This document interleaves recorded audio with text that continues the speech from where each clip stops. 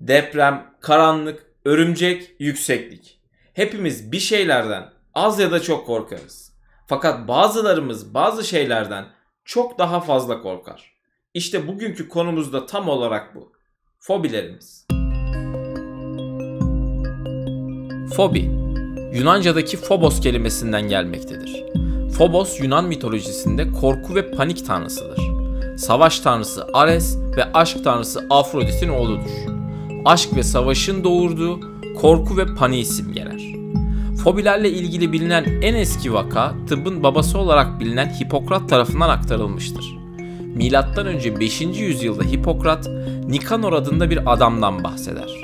Nikanor ne zaman flüt sesi duysa büyük bir korku ve panikle bulunduğu ortamı terk edermiş. Maalesef Nikanor'un flüt sesinden neden bu kadar korktuğuna dair bir fikrimiz yok. Hipokrat ilk fobi vakasını gözlemlemiştir.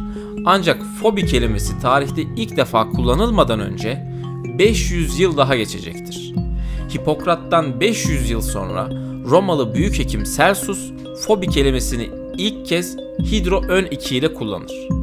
Hidro ve fobi kelimeleri bir araya gelerek hidrofobi kelimesini oluşturur ve su korkusu anlamına gelir.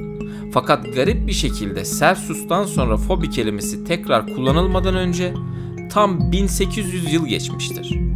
19. yüzyıl boyunca psikanalizin kurucusu olan Sigmund Freud da dahil olmak üzere tüm dünyadan psikiyatristler fobileri daha iyi anlamaya ve kategorileştirmeye çalıştılar. Nihayet 2500 yıl önce Hipokrat'la başlayan fobileri daha iyi anlama süreci meyvelerini verdi ve fobiler 1960'lı yıllarda şu 3 ana kategoriye ayrıldı.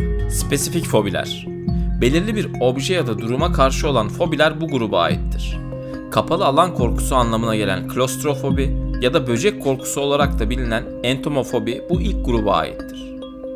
Agorafobi. Toplu taşıma araçları, alışveriş merkezleri ya da kalabalık meydanlarda kendinizi rahatsız ve güvensiz hissediyorsanız siz de bu fobiye sahip olabilirsiniz. Kalabalıklardan ve açık alanlardan korku fobisi gibi düşünebilirsiniz.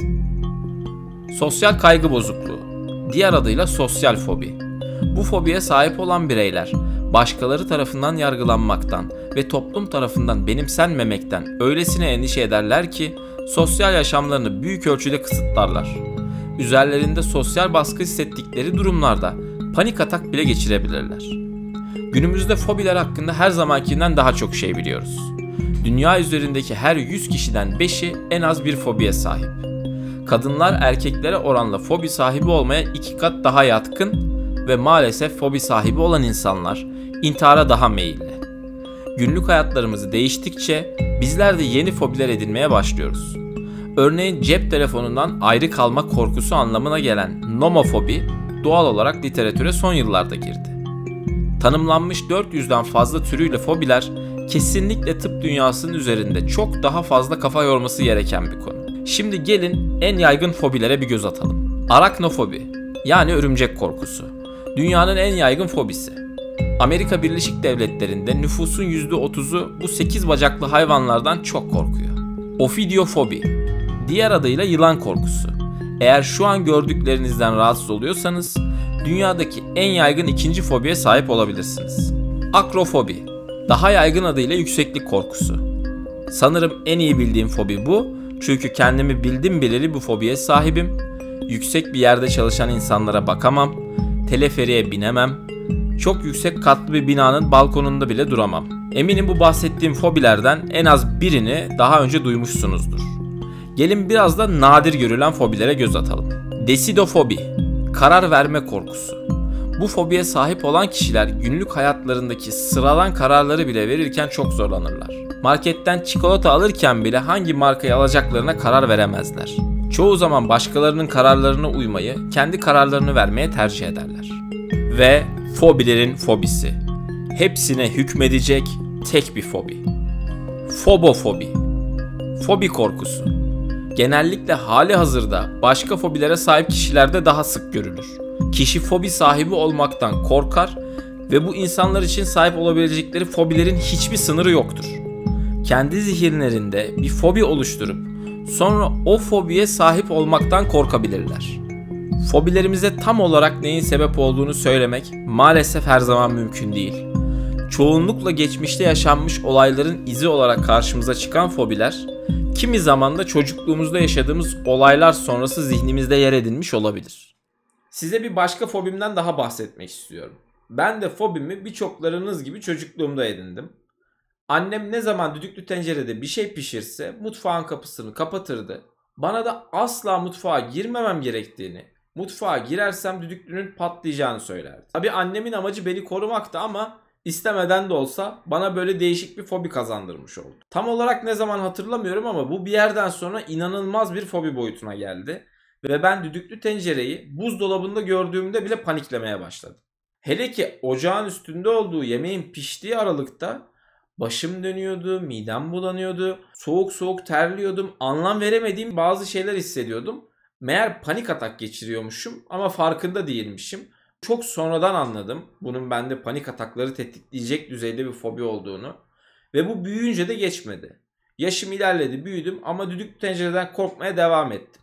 Düdüklü tencere ocakta olduğu sürece bugün hala kendimi rahat hissedemiyorum. Son çarem olmadığı sürece mutfağa girmem. Onun dışında böyle buzdolabındayken falan problem olmuyor. Kendimi telkin ede ede bunları çözdüm. Ama hala düdüklü tencerelerle bir problemim olduğu kesin. Tabii ben bunu bir tek bende var sanıyordum. Bu da çok yaygın bir şey fobisi olan insanlarda. Ama böyle değilmiş. İnternetten araştırdım, baktım. Benim gibi yüzlerce, binlerce düdüklü tencereden korkan insan varmış. Peki bu fobinin bir adı var mı? Hayır, yok. Şu an yok. Literatürde düdüklü tencere fobisinin bir adı yok. Siz de fobilerinizi yorumlar kısmında paylaşmak isterseniz çok mutlu olurum. Unutmayın, fobileriniz asla utanılacak şeyler değildir. Peki fobisi olanlar ne yapsın? Yok mu bunun bir tedavisi? Elbette var. Çeşitli telkin ve terapi yöntemleriyle fobilerinizden kurtulabilir ya da hayatınıza daha az engel olmasını sağlayabilirsiniz. Burada önemli olan nokta bu tür terapilerin yetkin profesyoneller tarafından uygulanması. Kişinin korkularıyla kontrollü bir ortamda yavaş yavaş temas etmesini sağlamak bu tarz terapilerin temel prensibidir. Yani kişi kendisini rahat hissettiği sürece, kişi bir adım daha ileri atmak istediği sürece terapi ilerler. Öyle yılandan korkan adamın üstüne yılan atmakla fobisi geçmez. Sudan korkanı havuza atalım, köpekten korkanı köpekle aynı odaya kapatalım şeklinde davranışlar çok daha büyük travmalara sebep olabilir. Fobilerin çok daha derinleşmesine, tedavi süreçlerinin çok daha uzamasına sebep olabilir. Bu işin yapılmasında en önemli kriter yetkin profesyonellerdir. Yetkin profesyoneller tarafından yürütülen doğru terapilerle beraber sizler de fobilerinizden kurtulabilirsiniz. Bugün sizlere elimden geldiğince fobileri anlatmaya çalıştım. Umarım hoşunuza gitmiştir. Değerli vaktinizi ayırıp izlediğiniz için teşekkür ederim. Bu tarz videolardan hoşlanıyorsanız kanalıma abone olabilir. Sonraki videolardan haberdar olmak için de bildirimleri açabilirsiniz. Bir sonraki videoda görüşmek üzere, hoşça kalın.